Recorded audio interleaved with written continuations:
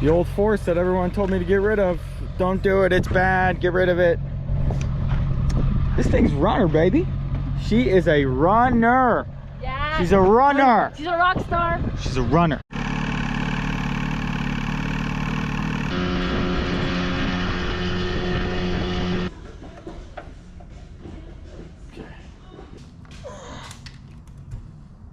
Force outboard motors, known as the least reliable outboard motor ever built. They were made as a cheap alternative to other brands at the time. Their power ratings were way less than what were they advertised to be and what other brands were.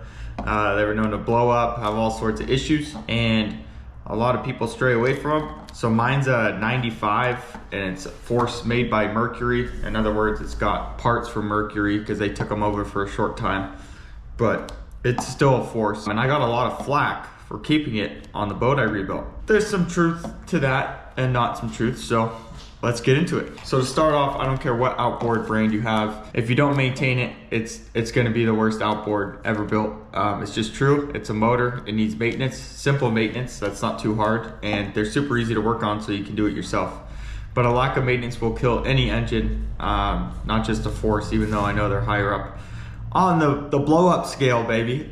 The person I bought this boat from, his dad had it originally. He kept really good care of it. And it's still the original power head on this motor. It's a 40 horsepower, it was built in 95. It's force made by Mercury. In other words, it's got Mercury parts on it, but still most of the parts are force. I think it's better ignition coils and a couple other things, but other than that, it's pretty much the same. But here's my experience with it. So when I got it, it was hard starting. Due to carburetor and fuel pump. So I just went ahead and started with the fuel system. So cleaned out the tank, all new lines, new carburetor kit, new fuel pump, new lines in the motor, new line going to the gas tank, and it ran great for the first trip. And then it started leaking. It was leaking out of a couple of gaskets. So instead of just replacing the ones that were leaking, I went ahead and pulled the block off. And I replaced every single gasket, including head gasket, every gasket. It came in a kit for $100, and I replaced all the gaskets, stopped all the leaks, brought the compression up to better levels. And then I did the water pump, and I did coils, plugs, spark plugs as preventative maintenance. Since then, we've put about 80 miles on it driving, and haven't had a single issue. The thing starts right up. It starts up first try every time. And I think it just comes down to lack of maintenance, or I got lucky. A lot of people are scared of older two-stroke outboards, and I'm telling you, if you get the fuel system dialed in, take care of any leaking gaskets, do the water pump, basic maintenance, you're pretty safe. But the key is the fuel system. They need clean fuel, not dirty fuel. Carburetors are touchy, and they need a super clean fuel system. So did I just get lucky? I might have, but we've put in so much time on this thing. We've taken it out 2 days a week for the last 3 months and haven't had any issues since I pulled the block and put all new gaskets on it. So you can take this for what it's worth. I know in my experience with this one, at least, against everybody's comments who told me to get rid of it, they told me it was a piece of crap, it was gonna blow up, it's junk. Hey, it's been fine for me, but you guys can let me know in the comments what your experience with the force has been. I'm sure it's not as good. I want to speak to the ones who can't afford a super expensive boat and they might be considering one with a force on it. I got the one that was made by Mercury, so that might have been a different story, some aspects of it, but it's been super reliable for me, hasn't let me down. I still bring my tools with me just in case something comes up, but that's been my personal experience with it. And the whole reason I rebuilt it was because the easy thing to do is just go buy a new motor or another used motor and swap it. There's no learning curve in that, and I wanted to learn how to work on these motors. There's less and less people working on two strokes. It's harder to find a mechanic now, so I figured through the help of my YouTube channel, I can help other people out there with older two strokes, because that's the goal, just to help people out and help them understand how easy some of these things are to work on. So basic maintenance, I mean, that's what it all comes down to.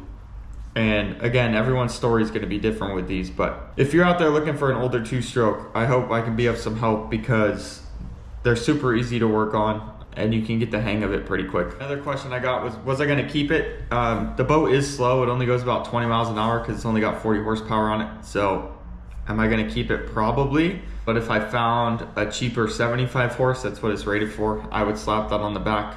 I don't care what brand it is, it would be a 2-stroke, just something I can get for cheaper. So it is a little slow, and the cons I've noticed are, number one is the noise. This thing is so freaking loud.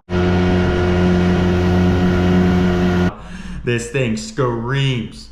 You can't hear yourself think after running it. And then the other thing is that it didn't put as higher of a rating as horsepower as similar, so another 40 horsepower, similar outboard, just different brand, had a little bit bigger of an output than this one does. But other than that, it is so simple to work on. One of the easiest motors I've ever worked on. 2 cylinders, the block's like 50 pounds, 6 bolts. You could take out the block and do the gaskets in a weekend if you're really trying to. Those are the only 2 cons. Oh, and then I guess the third one would be having a premix, but that doesn't bother me because everything I own is premixed. I mean, the thing's been great. And this, again, this is my personal experience. This is just one. I haven't been a force tech for 20 years, brother. If you're looking at getting one of these, I say just get it.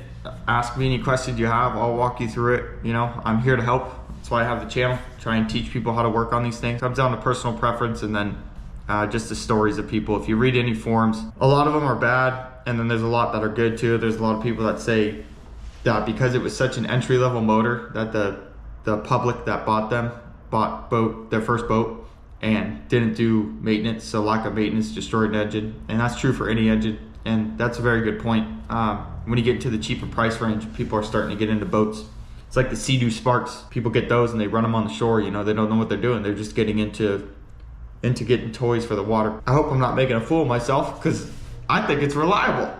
Does it make a difference that it's made by Mercury? At least some of the parts are. Maybe. But I haven't had any issues with it ever since I refurbished it, I guess. Should I keep the Force? It's been 3 months of consistent use with no issues. Or should I look to get a bigger horsepower motor? Slap it on there. Get rid of the old Force. I want to make this video to help those out there looking for a boat, looking for a project, looking for something cheap, because you know the common person in America can't afford anything now. So hopefully this helps, and that's all I got. Force, baby.